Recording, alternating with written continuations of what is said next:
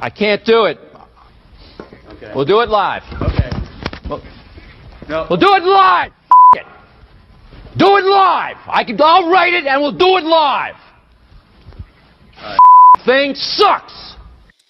Here we go. It's another edition of the Daily Puck Drop. Welcome in, kiddos. Thursday, June 19th. How is everybody doing on this wonderful Thursday? Good to see everyone. Good to hear. Well, I can't really hear you. You can only hear me.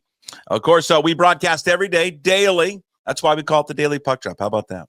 10 a.m. on all your favorite platforms, YouTube, Twitter. I'm not sure Twitter's everyone's favorite platform. Also on the Puck Sports mobile app. That's right. If you don't want to look at this beautiful face and you just want to listen to the terrible voice, you can do so with the Puck Sports mobile app. Download it to your iPhone or your Android phone, and you can listen to the show on your phone, the live version of it. Also, Apple CarPlay as well. So again, you have choices at 10 a.m. for the live version if you can only listen to it. Now, once the show is over, post everything up right at noon. YouTube, Puck Sports, the full show is up there. Sometimes we separate the guest as well if you just want to watch the guest. Also up on your favorite podcast platforms, Apple, Spotify, wherever you find your wonderful podcasts. And, of course, we put everything up at the world-renowned pucksports.com, where you can sign up to become a Pucks Posse member, just $5 a month. Get a discount if you sign up for a year. Now, the benefits of the Pucks Posse membership are this. Benefits you today. Mitch Unfiltered. Mitch Levy joins me in the live show every single Thursday. We play the entire interview podcast during the live show today, but once the live show goes dark right around 11:30, that is just for Pucks Posse members. Or if you are already a paying member of Mitch Unfiltered, MitchUnfiltered.com, you can access it there, both the audio and video versions. Now, it's a miracle because this week, I don't believe we had any technical problems. And when I see technical problems, me. But last week, I get it. You know what? The benefit of last week, because there was a global outage. All right. So not my fault entirely. Mitch will be coming up a little bit later in the show. Brad Adam will be joining us here in about 15 minutes or so. Caught up with Brad as he was in his hotel room getting ready to head out. The beautiful golf course somewhere in Chicago, as with the M's and Cubs will start a series tomorrow. So you'll hear from Brad coming up shortly as we talk about the M's and talk about where they're at right now as they embark on a 10-game road trip. They'll find them in Chicago, Minneapolis, and Texas. Mitch, this is probably, of the 36 minutes or so we did today, I think I talked for a minute. But why? You don't want to hear from me. You want to hear from him. He's great. What do we got? Also, no Garafolo today. Garafolo was traveling, but Mike is going to join us in the Friday show. Mike's going to join us tomorrow. Hopefully, fingers crossed, the go-to guy is back. What the hell's going on with him? He had a doctor's appointment, and then I don't know what went awry. But hopefully, we'll have the go-to guy tomorrow, along with Chris Egan, and we'll get a surprise visit with Mike Garafolo. All right, on the rundown, as you see, we'll talk about – I want to get in a little bit of Cal's historic season before we talk to Brad Adam coming up here shortly. Sports heartbreak, get to that in a second. Brad Adam, Mitch Unfiltered, then we wrap it up with Hey, What the Puck. The M's, of course, they go down yesterday to Garrett Crochet as Crochet handcuffed the Mariners 3-1, drops them now to 37-36. Astros keep winning because they're facing the A's and they've got a bunch of bad opponents. But now that deficit is at 5.5 games. Luis Castillo pitched fine, but the only thing with Castillo is home runs. He just always gives up home runs. 2 more home runs yesterday there for Luis Castillo. But other than that, pitched fine. It was just effective. But again, you lose a series in which they are now 1-4 in series since the start of June. The only one they won was, of course, the Indians won. Indians, how about the Guardians? Guardians won. I got the movie Major League on my head because not Major League, but my son has not seen Major League, also did not see Bad News Bears. We watched Bad News Bears last night. Terrific. Just the original one, by the way, Walter Matthau, not the new one with Billy Bob. Although we are going to give the Billy Bob one a shot just to see what it's at, where it's at. I don't, and I'll be honest, I'm not sure I've seen the second or the third one. Is this Bad News Bears the second one when they go to spring training, or is it when they go to Japan? I don't think I've seen the second one, but we're going to watch it. I know it doesn't have Matthau, so it doesn't count. Not the same. But I did warn him. I said, yeah, you're going to hear some language in the original one that you cannot, cannot repeat. I forget like what they say. 1976, not that long ago. 49 years ago, 48 years ago, not that long ago. Loved every second of it. And of course, everyone's favorite, Tanner. Loves Tanner. Who doesn't love Tanner? Anyways, I got sidetracked. Baseball, Bad News Bears, Red Sox, you're going to lose series. You're just going to because I said Indians instead of Guardians. Then I thought of Major League because we were going to watch Major League. You score a run in 2 of the games, you're going to lose. And so they're off to a rough start here in June. They're just not playing good baseball, not playing crisp. They're getting healthier with their pitching and all that. So maybe all this stuff kind of comes around. But what will plague them and has plagued them all year long is just going to be offensively just not being able to get things going for them. They had Crochet a little bit on the ropes down that second inning after a Rosarina got a double. Do you think he should have a double on that one? I know the sun plays a factor in Duran, but he did get a glove on it. I don't know. The official score, if I'm on Game Changer, I'll be honest with you. If I'm on Game Changer at a parent and a kid gets a glove on a ball, that's an error. And doesn't make it's an error. That's an error on Duran. That's not a double for a Rosarina. I'm sorry. That is no way. I know the sun was playing a factor, but he still got his mitt on it. It went inside his glove and bounced off. That's an error on Duran. That's not a double for a Rosarina. Solano, Williamson, they followed with a singles with the 1 out, but Mastroboni with the force out, and then Dylan Moore strikes out. And we bring this up with Brad in today's show with Brad coming up in a little bit. Is the Dylan Moore, and everybody loves Dylan Moore. And you have to say that every time, right? Everybody loves Dylan Moore. I love Dylan Moore. He's carved out a hell of a career for himself. It's not a disappointment. He's playing Major League Baseball. He's thrust into a role too much where he plays too much because he's a utility player and should be used that way a lot, but he's used too much with this organization. But batting him leadoff yesterday was mind-boggling. Absolutely mind-boggling. Decision by Dan Wilson and his staff. And there's layers to it. What the first question I'd be like, why him? And you'll say, well, what other better options do they have? Fair. I'd bat Julio leadoff. Not Dylan Moore. Bat Julio, hit Julio first, hit Cal second, hit a Rosarina third. Or hit a Rosarina second and hit Cal third. There are better options than Dylan Moore hitting leadoff. Okay, well, I don't want to upset our superstar player. He's done it before. He's actually had success hitting leadoff. He can get on base, and once he gets on base, he's a terror on there.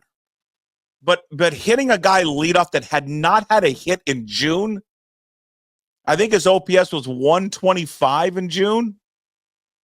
And you look at his other numbers, that the prior 10 games, no hits, 12 strikeouts, 2 walks. You take it past the 10 games, the past 32 games for Dylan Moore. 187 with an on base of 253. He struck out 35 times and 7 walks. And that's the guy that we want to hit leadoff. I just breathtakingly stupid what that was yesterday to bat him leadoff. The other layer of it is now I get a pass if something comes out that he was banged up. But why is J.P. Crawford sitting? Someone with an intelligent baseball mind, tell me why he would sit against one of the toughest lefties in baseball. He's on a heater. He's hitting 390 this month, by the way. He's been, besides Cal, and really he's your best hitter. He obviously can hit left-handers, has done it before. Why are you sitting him? You have an off day today. Now you're going to say, well, we're going to give him 2 days off. You need wins. You need series wins. You need to put the best team out there on the field. Your margin of error or of this is slim. You can't afford to have JP Crawford sitting on the bench, especially when we're not playing today. Now, again, he had some like mishap in the game on the day before or something, and you're like, all right, well, you need to give him extra time, fine. But I haven't seen anything of that. Brad didn't hear anything about that.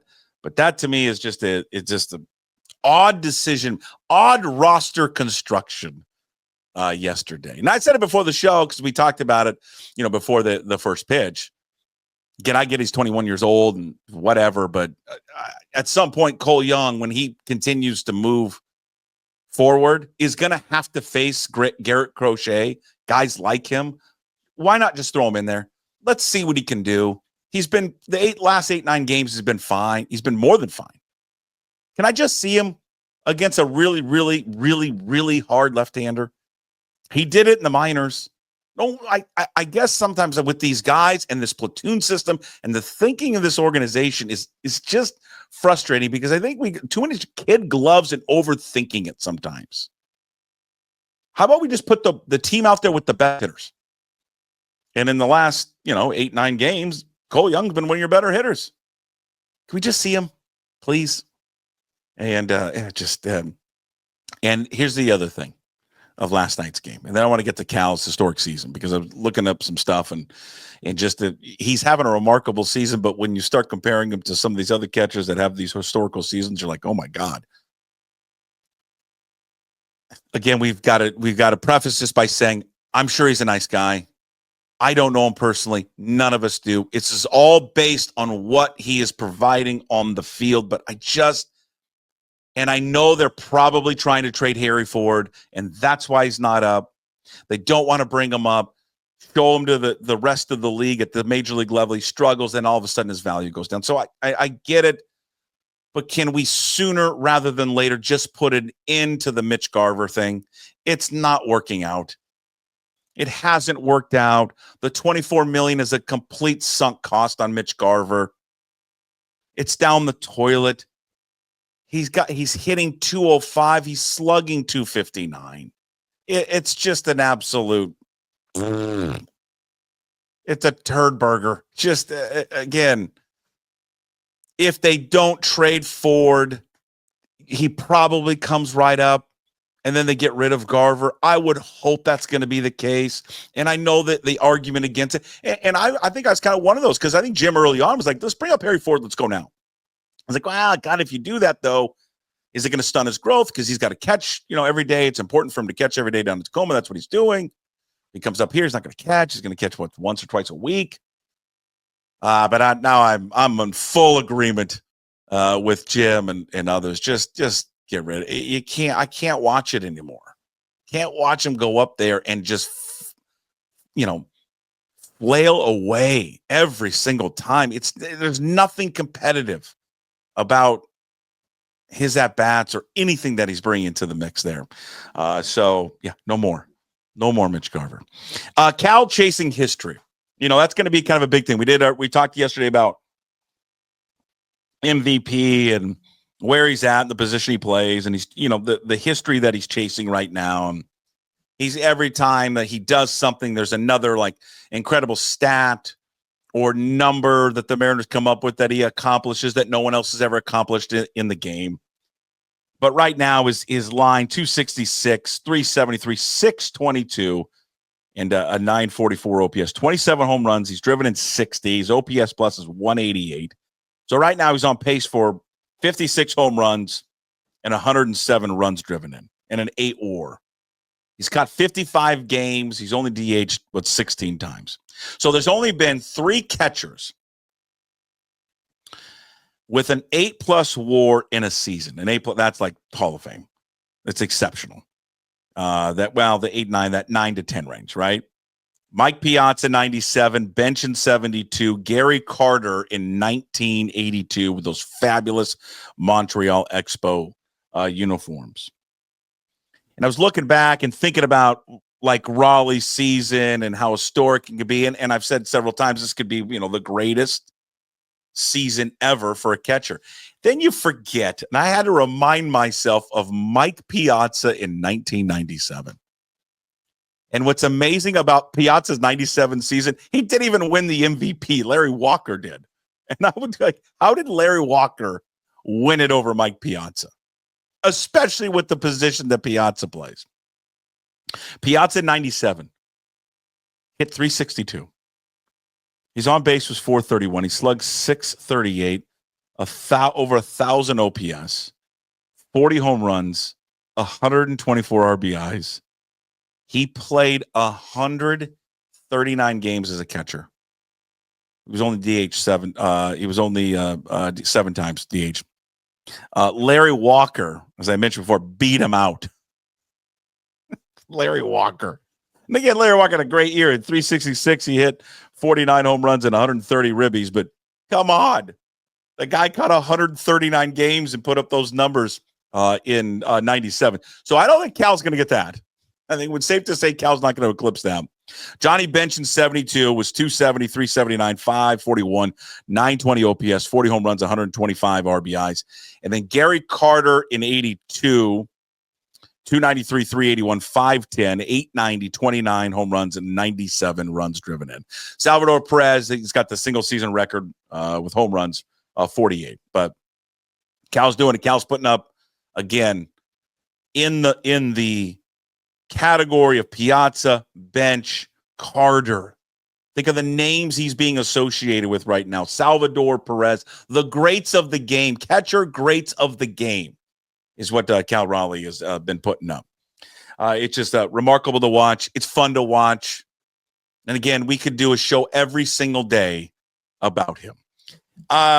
Sports heartbreak. We got more sports heartbreak. Probably with Hey What the Puck after we hear from Brad Adam and Mitch Unfiltered. But sports heartbreak because there's something that happened last night was just, I mean, it will crush you. But the sports heartbreak tonight that we are going to witness, the funeral, is kind of the last twisting of the knife for many of us NBA fans, Sonic fans, while wearing the Sonics hat. By the way, OKC Hate Watch Party, Mike's Chili Parlor, Ballard, been around for 100+ years. If you want to go there, go check it out. Right across the Ballard Bridge, right next to the Ballard Bridge. Mike Varell had wrote a piece, last week about going there. Michael Shandugar, for some reason, this Putz is quoted in there. Michael Shandugar, piece came out yesterday at The Athletic. By the way, subscribe to The Athletic. Subscribe to CLTimes.com too. But subscribe to our guy, Mike. Of course, Dugar joins us throughout the football season. He contacted me right after that game one watch party that we had, the hate party, and wanted to write a story about it. And he did. It's out, athletic.com, detailing just, the emotions that many of us have about tonight. And I know there's many out there who think you should get over it. Sorry, I know I'm not supposed to swear anymore. Fuck that. Never going to get over it. And that's okay. It's okay not to get over something like this. It's sports. It's not like serious real life. I'm not going to ever get over it. I'm not going to ever not root against that team. Ever.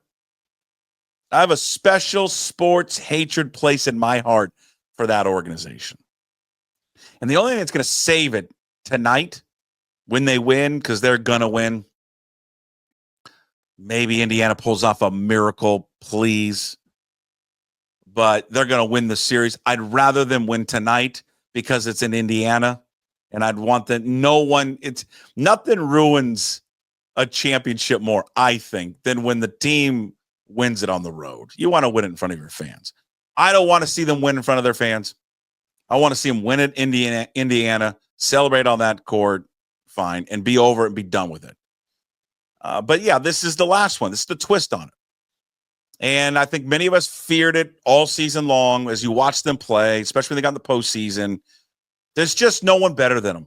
Certainly no one better in the West. There's no one better in the NBA at all. And what is terrible is that there's not in the future, there's no one better than them for the next couple of years. I know I've mentioned this before. Until they start reaching crazy contracts and they won't be able to afford all these guys, and those guys will hit free agency and leave. But in the next couple of years, as they kind of have them under contract and have it secured, they'll have a mini dynasty because there's no one equal to them right now. And yeah, I mean, thank God I have baseball practice tonight. But when I do watch it later, watch them celebrate.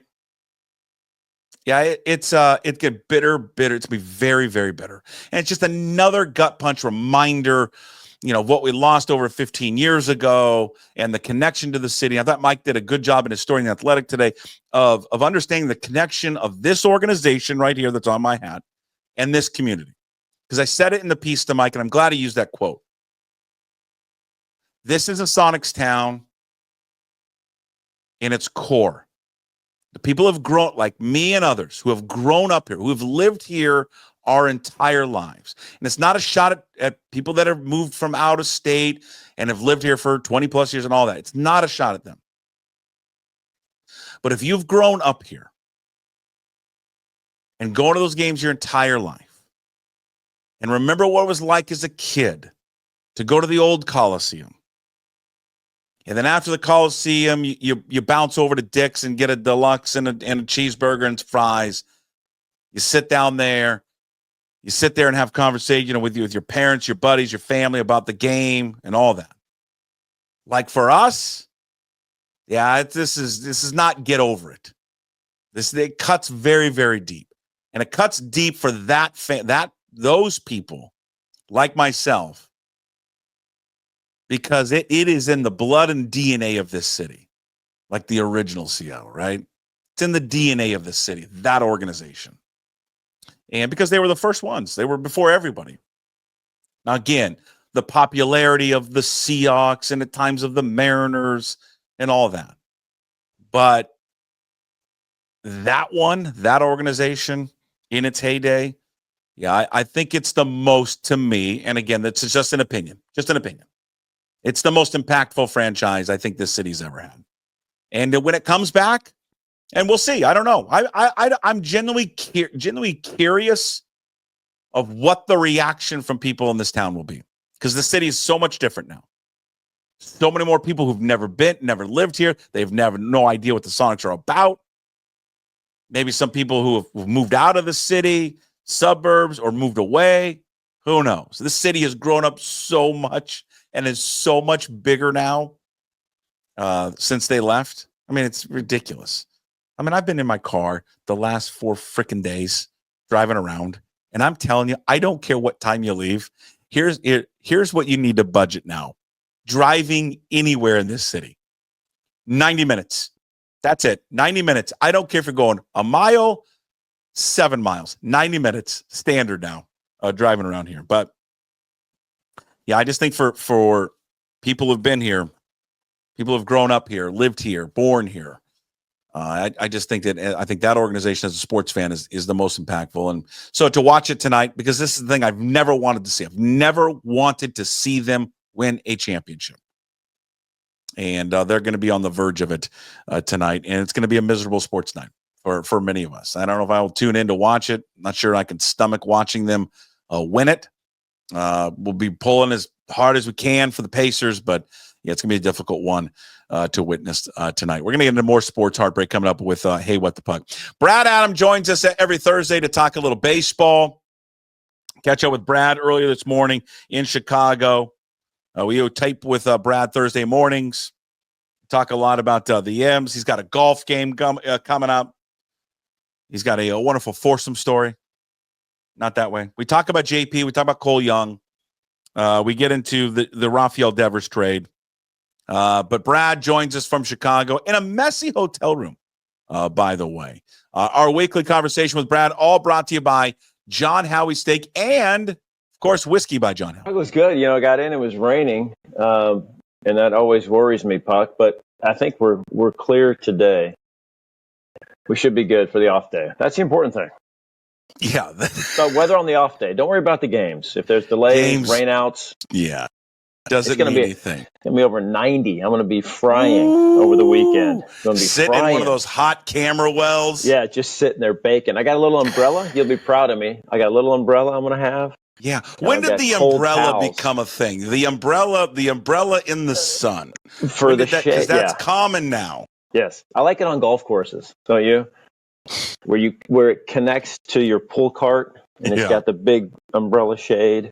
Not a pull cart guy. If I'm not in a cart, you carry? I carry my back. I can't do it. I was a little push cart pull. That's probably why I stink at golf. Because you're tired. Yeah, your back hurts.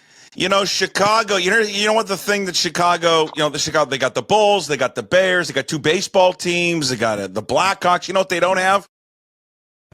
John Howie's steak. They don't have that. Oh.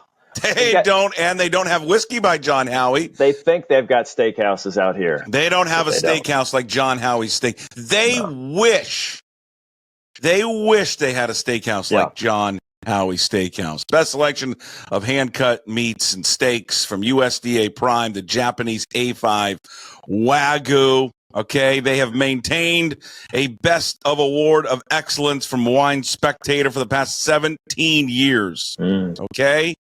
Also, Whiskey by John Howie features global selections of rare and well-done whiskeys, something for everyone.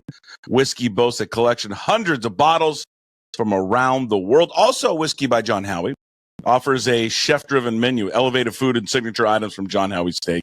Shareable plates, perfect for everyone. Yeah, Chicago's got a lot of great things, but they don't have John Howie's Steak, and they don't have Whiskey by John Howie. And I think they know it. They're jealous. They've been jealous for years. They know it. I'm surprised they don't talk to me. They probably will talk to me today. Try to say, hey, what does John Howie have that none of us have? Okay. Do we do all the? Okay, you're playing golf today. I want to get into that round because it's an off day, so it's you got to work hard. Let's prep up on the Mariners or what's going on with Chicago and the Cubs. Now you're going to go play 18. God bless you. I love everything about you. Do you do all the Chicago things like when you're there? Do you get you're kind of a healthy eater, so maybe not. Do you get a Chicago dog? Do you do the deep dish? I do. I do. And I've been told, because we've got 3 day games around Wrigleyville. There's the pizza place to go to is Pequod's, apparently. Okay. I've not done that, but 2 Chicago people told me Pequod's. And there's I forgot the name. I haven't think I've written down a hot dog that I've got to have. It's all Wrigleyville. So but you get it loaded how they do it. After the game. I don't know. Do they? Yeah. Well, yeah, like the Chicago hot dog. The Chicago dog. It's got all the vegetables on it. That sounds healthy. Have you? Well, and kind of for you, yeah, right? That's perfect, right? So those will be after the games, Friday, Saturday. So yeah, I do indulge when I go certain cities and do certain different things you can really only get here. So like the Chicago dog, you get the mustard and the onions, and I think they do. Oh yeah, they do like a relish on it. They'll do a pickle spear, tomato slices, peppers, celery salt. Yeah, it's crazy. It's like it's a salad. It's a salad in a bun. Salad in a bun. But is a hot dog a sandwich? Is a hot dog it's a hot that's a hot dog. It's just a hot dog. Yeah, exactly. I hear you. Yeah. Okay. So golf, are we going to hit them straight? Where are we playing today? I don't know. A course called Bobo Links that Danny Farquhar, one assistant pitching coach, set up, and it was a little touch and go, Puck. We originally had 6 players, right? So we had 2 groups. Okay. And it's one of these courses where the assistant pro has to play with you. Like, I don't think they trust us. I don't know if our reputation kind of precedes us. What do you mean? Why does the assistant pro have to play with you? I don't know. It's a private course, and maybe they don't think we know how to behave on a golf course. And who set this up? Danny Farquhar? Yes. So we got 2 groups, and then they text back and say, we had 6 players, 2 groups. Can't do it. Text back, say, hey, we can only do 1. Yeah. So we got. So who 4. got act? Who were the 3 that got? Did you do a Rochambeau? Well, we were thinking about doing that, but luckily, two coaches bowed out, and I felt bad. Then they bowed out, Puck. Then I send the text like, "Oh, are you sure? Because you guys should play before me. I mean, I can be out, and but they no. You go ahead. Are you 100%? 100% sure? Because I don't need to bring my clubs. Because I could just no. You go ahead, Brad. That is such a veteran move to wait until they said no. I'm out. We're out. And then boom, yeah. So great job. So that's going to win you a lot of points. That's going to win you a lot of points. Next time I try an interview with those guys, it's not going to go so well. Yeah, are we filming another fairways and fastballs today or no? Not on the road. No, okay. I don't think this course would allow that. Yeah. Doesn't sound like it. That we have apparently not. Yeah. Does the now that you have a foursome here at this place, does the assistant pro still have to come out there with you? That's what we've been told. So it'll be a fivesome, I guess. Oh my! And is this guy like? Because a lot of pros sometimes don't get to play a lot, so maybe he's excited to play. Yeah. Or maybe he's just like, "Are you kidding me?" He probably thinks that you're bringing Julio, and he's like, "I'm going to get an autograph from Julio," and then he's going to show up, and it's Brad Adam. It's like it's like a pitching coach, and I love Danny Farquhar, and I want to ask you about that, but it's like a pitching coach who works on the stretch. Like, I mean, it's not like the main pitching coach. It's just or the manager, right? Okay, so it's you, Farquhar. Who else? Yeah, Manny, because Manny's of course just the star of fair. First of all, the star of fairways and fastballs. Let's be honest. King of the par threes. Am I getting the name? Fairways and fastballs. Fairways and fastballs. Correct. Yes, thank you.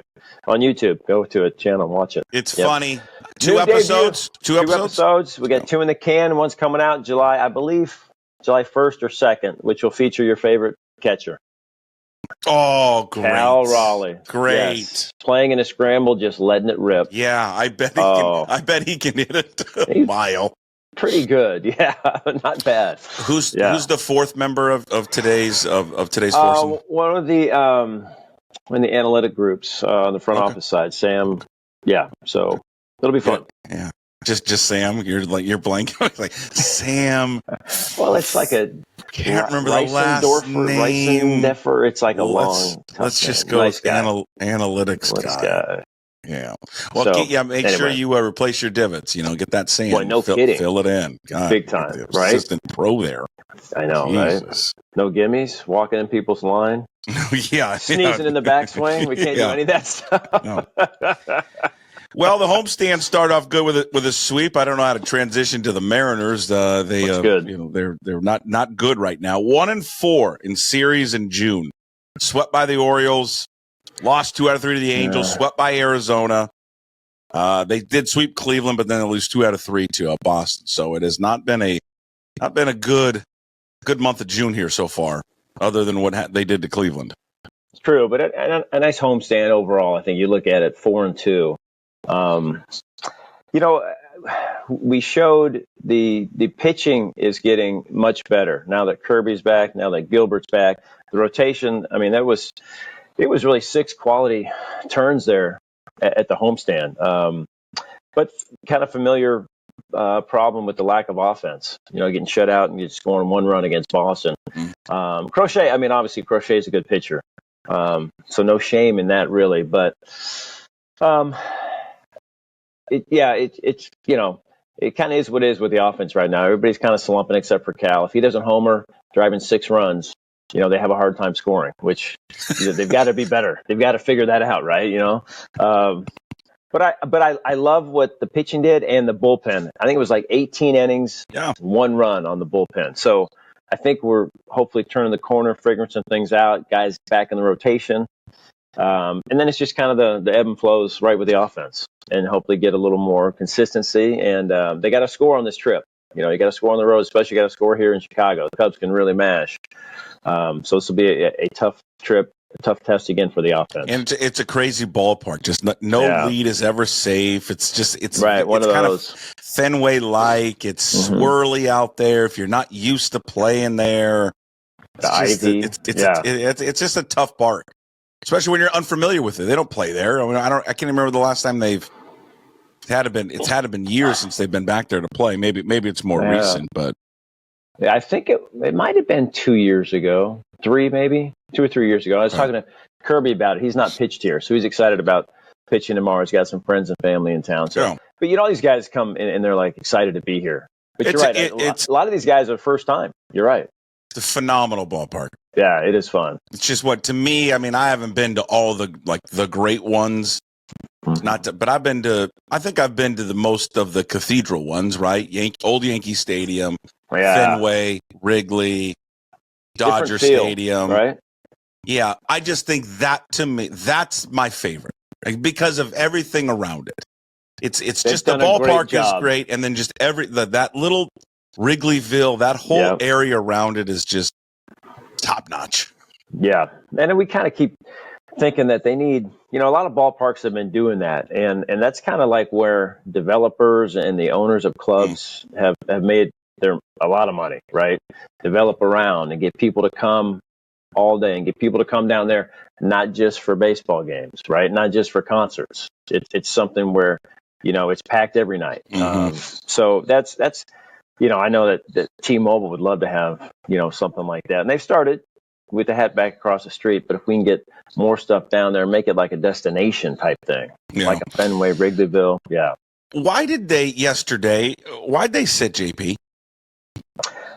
Just a day off. I mean, I know it doesn't make a lot of sense because you're thinking, wow, tough lefty. Let's not play JP, but JP hits lefties really well. And JP is hitting everybody well right now. I mean, he has been so locked in. This has been so fun to watch. This is the best stretch, we've ever seen him. So I think just a day is what we've been told. I don't know if anything is beyond that. Well, it's just weird because they have an off day. It's just like if he's going to get a rest today, and your option of a guy that is hitting 390 with an on base and slugging of 515, right? In a series you'd like to win against one of the best left-handers in the sport, I would think you'd rather have him in there than Dylan Moore, who prior to that game in the month of June had not had a hit. His past 32 games, he's hitting below 200. He struck out 35 times, and I think has 6 or 7 walks. Barring an injury or there was something up with JP, this from Dan Wilson and this group, it doesn't make sense to me. Why you would do that? I don't know why at this point he needs 2 days off. Valid point. And point well taken. Senator, I rest. Yeah. Your time is but it's. We'll find out tomorrow if anything was up. But JP had to rest another day earlier for his little shoulder soreness. I don't know. But yeah, you're right. I don't know if there was anything up, but you'd think the way he's going, and you're right, them wanting to win a game, win a series, because the Astros were playing the Athletics and they beat them again, that you would want him in. I know that there's certain guys who hit left, like their job is to hit lefties. I get that. But JP is kind of an outlier. He should, he plays against everybody. I know. Yeah. I mean, honestly, it was, I get it more because he's 21 years of age, but the fan side in me was disappointed not to see Young in there. It's like at some point in his career, he's going to have to hit those guys. Right. He's not going to, you didn't bring him up. I mean, his future in this sport is not a platoon second baseman. Right. His future is to play every single day. And for the most part, he's been doing that. Right. And at some point, throw him in there. If you want to give anyone a rest day, this is why I just, it's curious what they did. And if we find out that he's got an injury or he got banged up, okay, then we retract everything. And we put the old school white out. If you want to give anyone a day off, give your catcher a day off. But still, with that, I wouldn't do that because of who you're facing. But I'm just thinking ahead, or catch him. That's the other thing, catch him, because he's going to have an off day today, and then you don't play Garver. You can DH Polanco. You can play Young, but interesting. Yeah, I just like Cole Young. I just think at some point I think he's a good enough hitter that you challenge him with something like that and see how he responds. Right. And he's obviously played every day in the minors, so he's faced lefties and he's faced lefties here. Right. But Crochet's an elite lefty, so Of course. You're right. But they did it the other day. I'm blanking on who. Maybe you remember. They did it the other day with some bum left-hander. They ended up losing to. I'm blanking on who it was, and they sat him. And I'm like, why? If you're gonna, he's some left-hander that they had. Arizona, maybe. Yeah, Arizona, and he was just terrible. And you're like, why are you sitting him?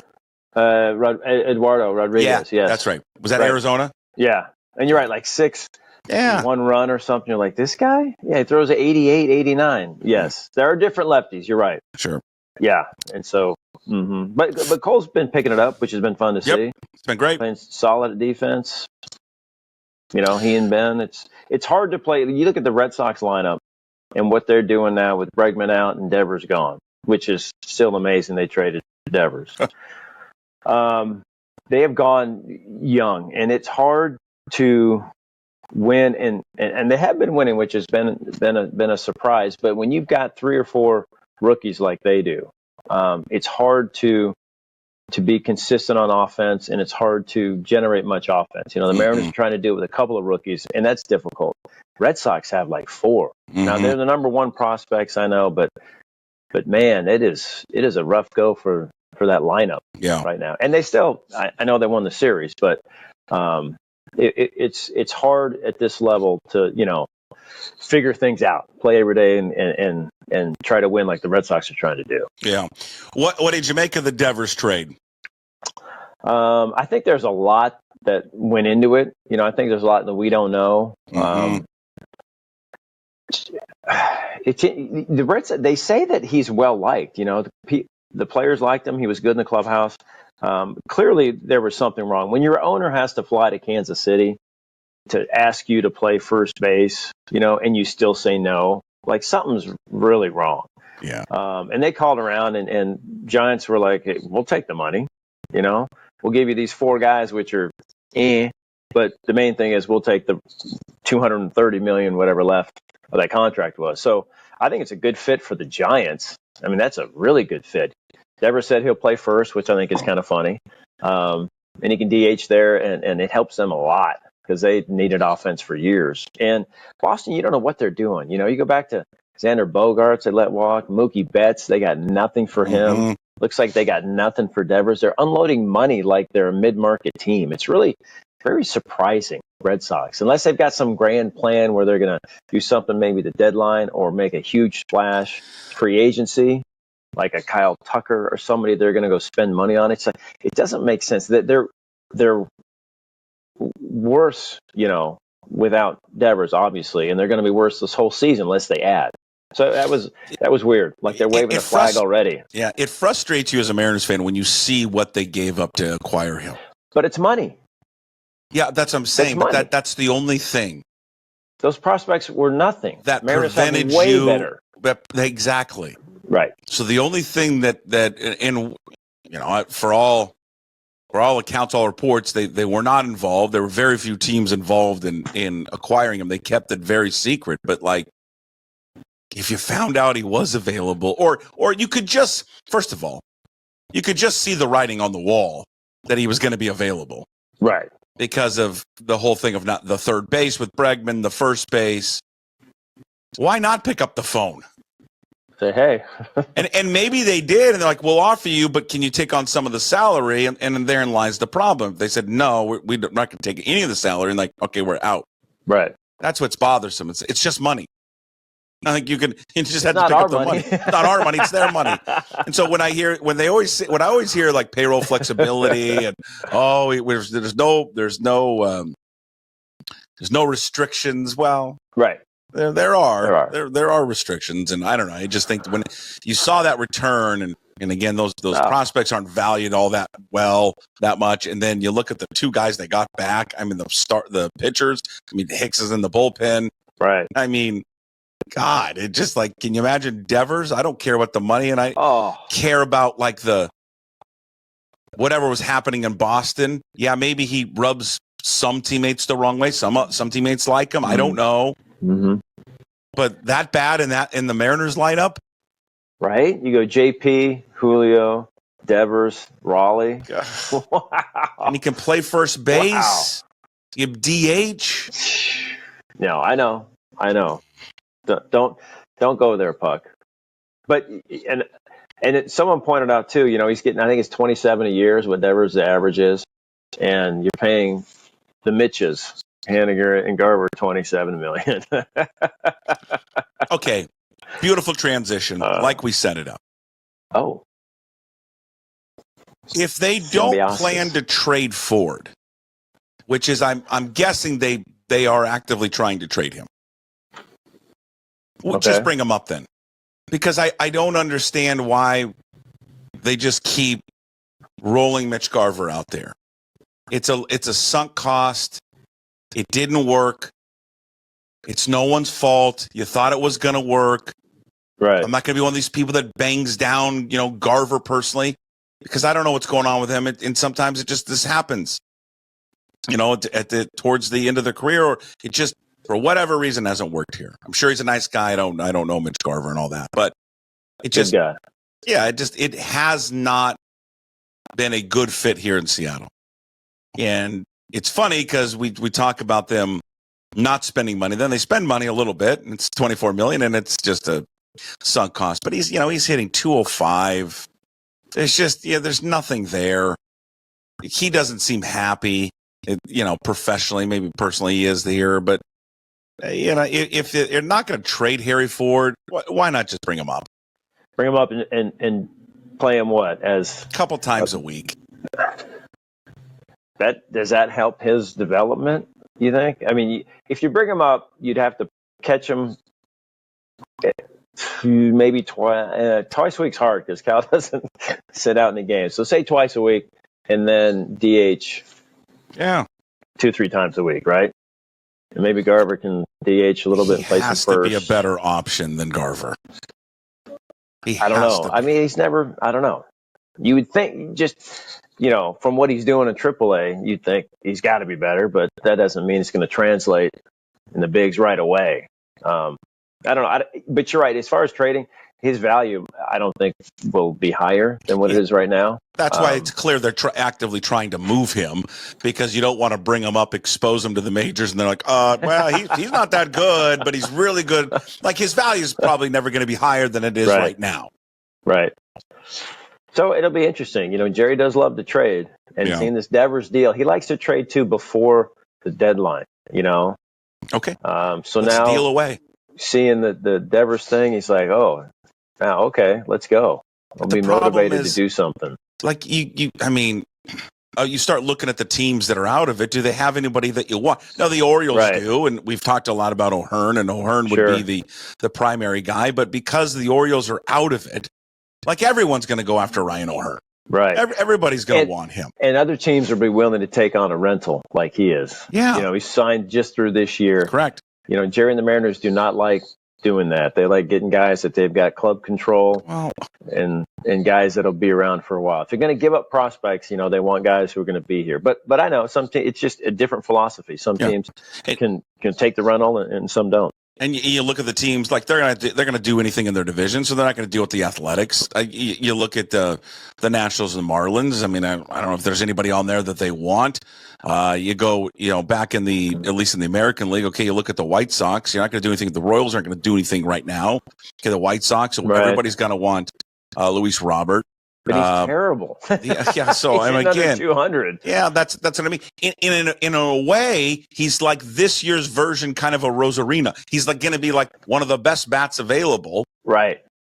Based on what he's done in his previous career, right? And hope that a change of scenery will help him, and maybe so. But he's an elite defender in outfield. You still. I know Raley's coming back soon, but it'd be nice to get like an everyday outfielder like they tried with Tavares. It didn't work out. But yeah, no, I know it's going to be interesting to see. But you're right. Not a lot of teams are out that will have the pieces you need. Who's the odd man out when Raley comes up? Is it Canzone or is it Tellez? I would guess Canzone. Yeah. just because I think really the bigger need would be in right field for him. More comfortable in right field. Mhm. More comfortable outfielder, right? I mean, he plays first, but he's more comfortable out there. Okay. Yes, for sure. All right. What's your predicted score today for you? What's your target score? I'm trying to, Puck, we're always working on things. Christ. I don't get to practice anymore. If I break 80, I'll be happy. I'm sure it's a good course. I'm going to try to. Yeah, that'll be the goal. We're going to tee it forward? Right around 80. I'm going to tee it forward. Yeah, come on. I'm old enough now. I can tee it forward. Tee it forward. Come on. These guys, they still hit it past me. I'll tee it forward. I'm going to start off with. I'm like that old guy, like you and I. You're like 100 yards in. That's where we get him, Puck. Yeah, that's where. Wedge and right putt, there. chip and putt, wedge and putt. Yeah. Old man par. Yeah, do it. Let's go. Do it. I've no shame in that. Yeah. You start off with a Greyhound on the first tee, or what do we do? Well, the assistant pro, I don't know. Yeah, God, he probably doesn't want anybody to drink on the course, right? They want us to throw our cans in the woods. I don't know. On the second hole, just say, "Hey, I'm gonna go pee behind that tree and see what happens. see what he says. Pull the cart right up next to the green. Yeah. This is how we play on my home course. Box. Yeah, back no home. rules. No rules. That's how we doing it over Lake. That's right, baby. All right, my friend. Brad Adam, John Howie Steak, Whiskey by John Howie. You're the best. We'll talk to you next week. Thanks, Brad. Thank you, buddy. There he is, Brad Adam, weekly with us every single Tuesday, talking Mariners baseball, a little golf, a little life. And, what a hard life for Brad. Gets to go on the road, stay at a nice hotel with the team, eat good food, travel first class, go play a little golf. Brad Adam with us every single Thursday. If you came in late to it, to the show, to the live show course, everything podcast later, part of the DPD. That is on YouTube. Also, the Daily Punch Up. You can find it on Apple, Spotify, wherever you find your podcast. And, of course, everything up there at pucksports.com. Also, on Thursdays on the live show, as we transition to our next guest. By the way, hey, What the Puck coming up at the end of the show. We'll talk more about sports heartbreak and something that was just terrible last night in sports. And it hit me hard watching it last night. Big thanks to Brad Adam for joining us in Chicago. Next up now is our sneak preview of our visits with Mitch Levy every Thursday, Mitch Unfiltered. Now, it airs in its entirety during the live show, but once the live show is over, the full Mitch Levy, KJ Arntz show that we do every Thursday is just for Puck's Posse members. You can sign up today at pucksports.com, just $5 a month. Or if you're already a member of Mitch Unfiltered, mitchunfiltered.com, you can access it there, both audio and video. But again, we air the entire episode during the live show. Daily Puck Drop Thursdays, 10 to 11:30. But once the live show is over, we put the entire show behind either the Puck's Posse membership or Mitch Unfiltered. But to entice you, we like to give you a little sneak preview. So here's about 10 minutes today of Mitch telling a great story when he worked back at KJR, but worked for the Sonics pay-per-view television, detailing a story about how he used to always take a trip with his dad every time Syracuse was in the NCAA tournament, except for this 1 year because work got in the way. Enjoy. I always say that. No, these are like, okay, but by the time this is over, we'll have to wrap it up so I can get ready for the show. I forget it. I'll just leave it at that. I had two quick stories. First of all, just do it. Yeah, do the story. Okay.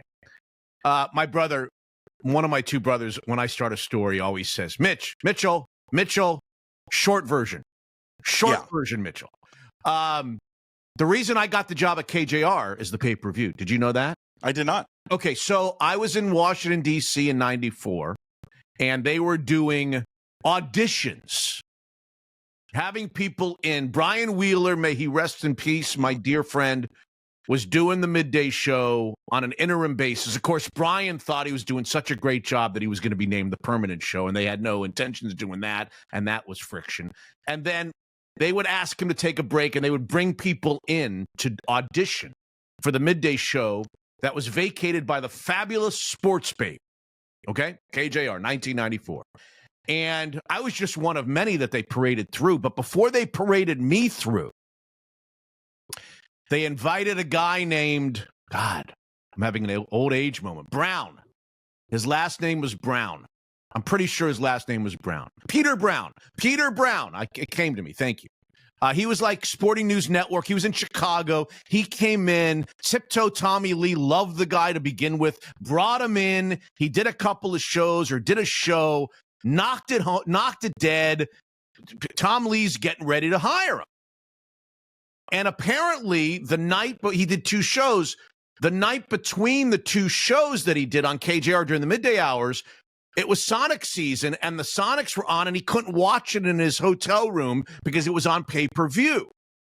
So Peter Brown, who didn't do his due diligence on the station and the ownership of the station at the time, which was owned by Barry Ackerley of the Seattle Supersonics, he comes on in his second day of auditions and is just blast. Who in the world's idea this has got to be the most archaic, stupid idea. Pay-per-view? You really charge? You charge your pay-per-view dollars to watch regular season Seattle? Who dreamt this idea? And Tom Lee is sitting as Tom Lee tells me the story, he's sitting in his office with the radio on, his new midday host. He's going to sign him after the show. He's going to offer him a contract after the show. Tom Lee is sitting there going, no, somebody stop him. No. And as Tom Lee says, his phone rings in Tom Lee's office.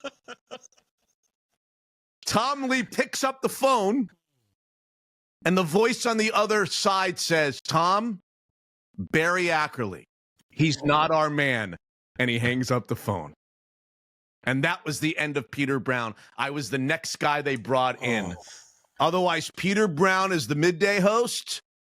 Mitch Levy, you guys would never have heard of. Thank God for you guys. Pete in the morning. Peter Brown just did himself in. Barry Ackerley called personally Tom Lee and said, he's not our man. And he hung up the phone. And that was the end of Peter Brown. That's the reason I got the job. And then my other quick story, and that I don't know, was that kind of quick?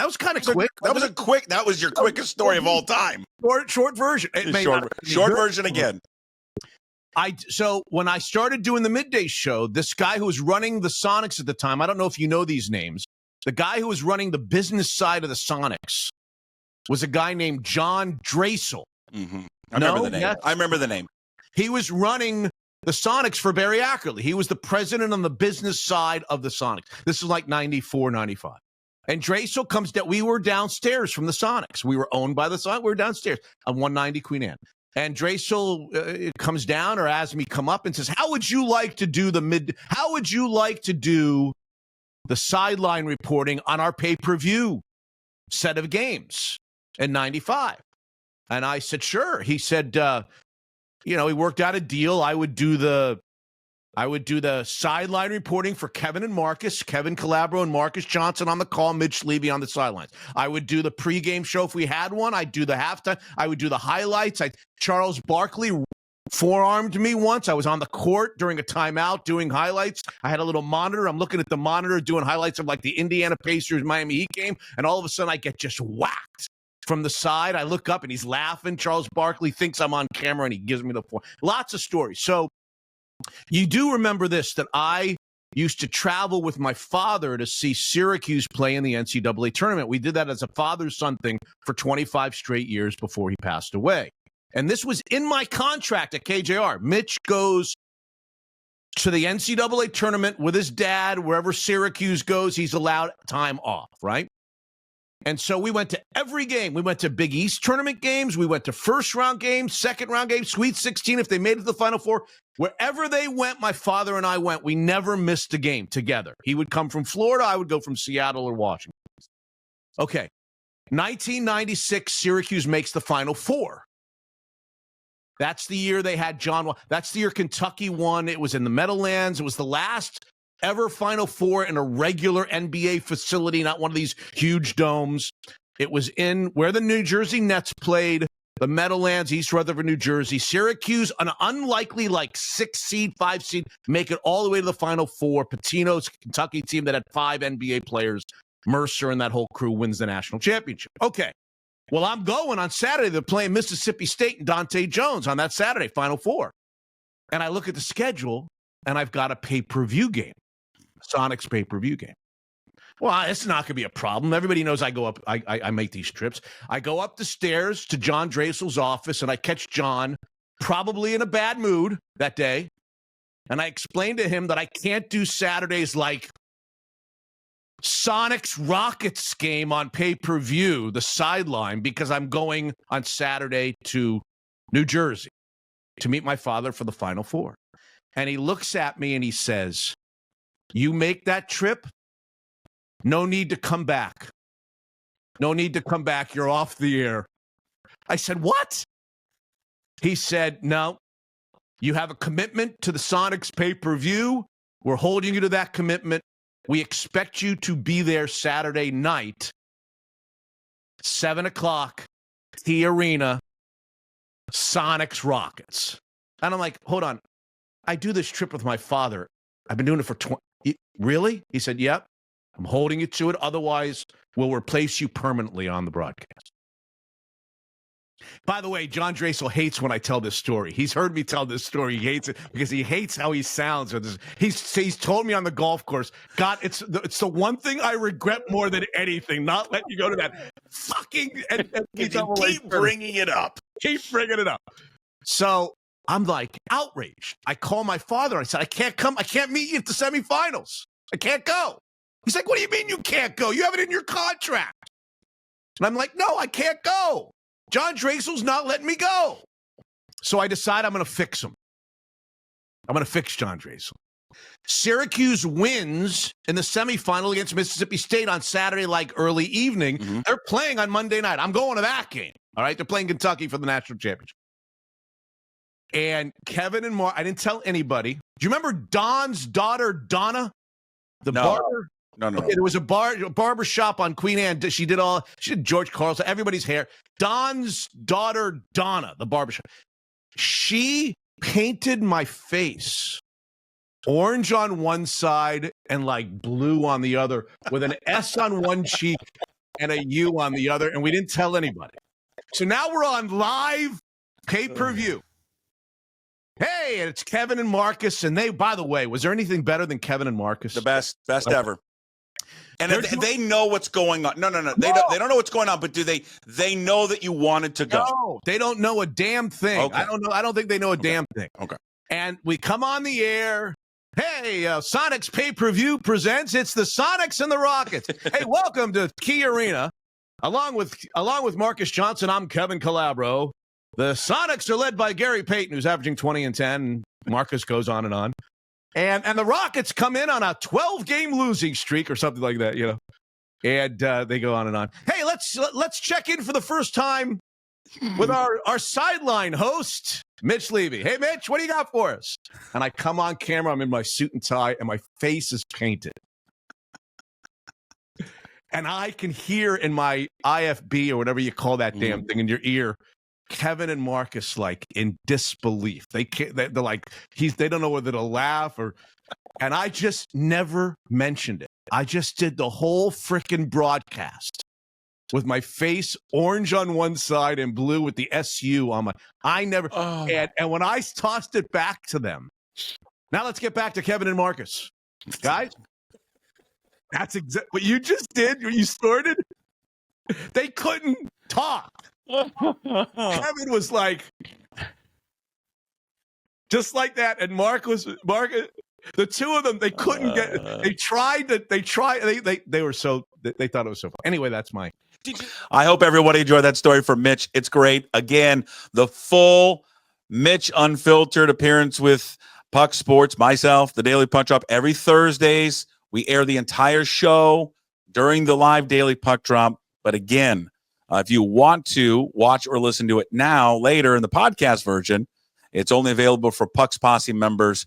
Visit pucksports.com. pucksports.com to sign up to join and become a member of the Pucks Posse. Again, pucksports.com. All right, we wrap up the though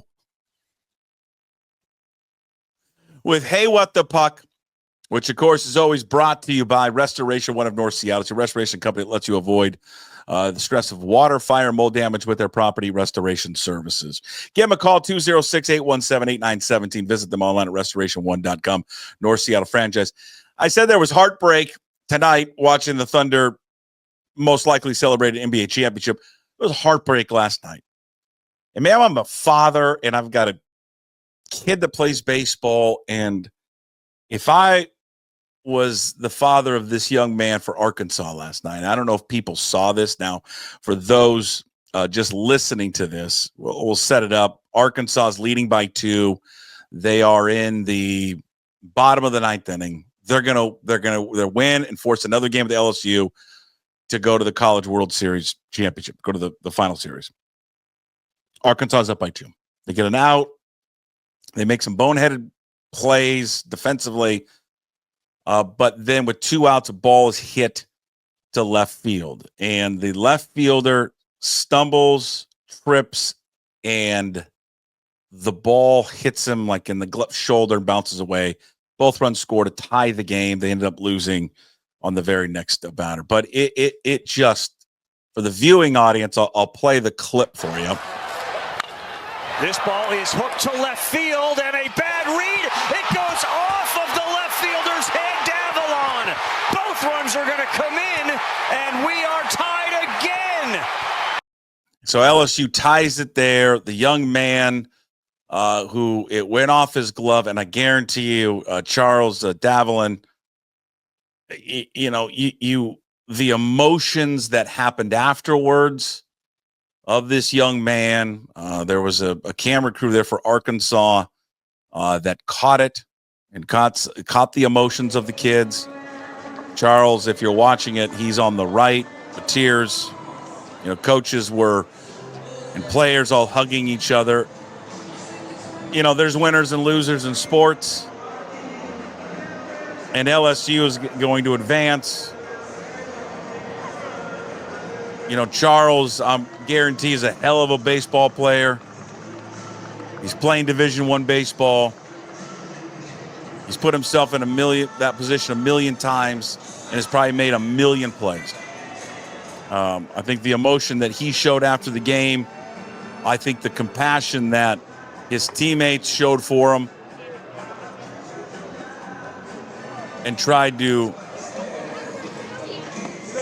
pull him back up was just a phenomenal display of being a great team, because that's what it's all about, is being a great team and being a great teammate. Hats off to that Arkansas baseball program and their fans. Well, I don't know, fans. Some fans. I'm sure there's a lot of fans that have gone after the kid. But to those teammates, what I saw last night and what I saw from them consoling Charles, just so much respect for your program, so much respect for you as teammates, because that young man, has to feel the lowest he's probably ever felt in his life. And he's going to need the support of you and his family and everyone, because it's caught on TV and it's the biggest moment of his, probably at that point of his playing career. And you just feel awful for a kid like that. And I think LSU would feel awful for him, to a degree. You want to win a game. Everybody wants to win. You don't want to win that way. And it wasn't just, the mistake that he made there in left field of just simply falling down. But, there were just a series of mistakes that ended up leading to that moment for Arkansas. They had 1 out, a batter reached, on an infield single. He gets the second because of a throwing error on the first baseman. Then there was a walk. So they had runners in first and second, again with 1 out. There's probably a decision by a shortstop that he probably regrets. A ball was hit to his right. I get it. His momentum was taking him to his right. Instead of trying to turn the double play, he elected just to get the force over there at third, which he did. He later just said after the game, I just didn't think he could turn to hit second, to hit first, to get the double play.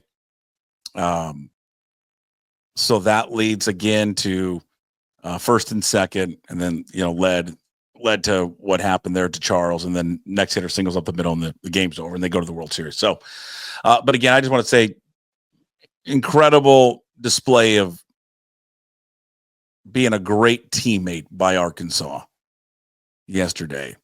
Just great sportsmanship and just being excellent teammates for a guy that's going to need it.